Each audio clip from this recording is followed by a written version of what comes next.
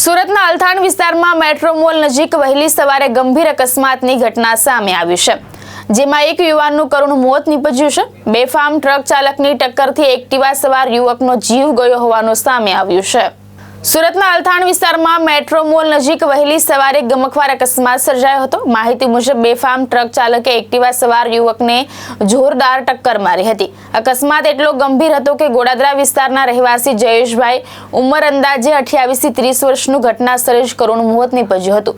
મૃતક રોજગાર માટે વહેલી સવારે નીકળ્યા હતા ત્યારે આ દુર્ઘટના બની હતી। ટક્કર એટલી ભયંકર હતી કે યુવકને બચાવી શકાયો ન હતો।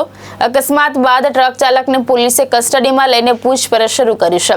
ઘટનાની જાણ થતાં જ પોલીસ ઘટનાસ્થળે પહોંચી તપાસ હાથ ધરી હતી અને મૃતદેહને પોસ્ટમોર્ટમ માટે ખસેડવામાં આવ્યો હતો। આ શ્યામ મંદિર પહેલા અલથાણ ચોકડી પાસે ટાટા શોરૂમની પાસે એક્સિડન્ટ થયું છે। પાછળથી ડમ્પરવાળાએ એને ગાડીને ઠોકી છે। એ ગાડીને ઠોક્યા પછી એને જગ્યા પર મૃત્યુ પામેલ છે। એના મમ્મી પપ્પા શું કામ કરે છે?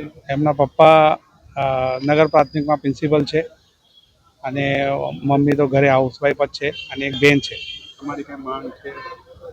હવે માંગ એટલે ન્યાય મળે અને જે આવું કૃત્ય કર્યું છે એને કડકમાં કડક પગલાં ભરાય, એને કડકમાં કડક સજા મળે એવી આપણે અપેક્ષા રાખીએ છીએ। તમે એના કોણ? અમારો ભાણેજ થાય છે, અમારા પાછળ અમે પડોશીમાં જ રહી છે, એટલે અમારા ભાણેજ જ છે।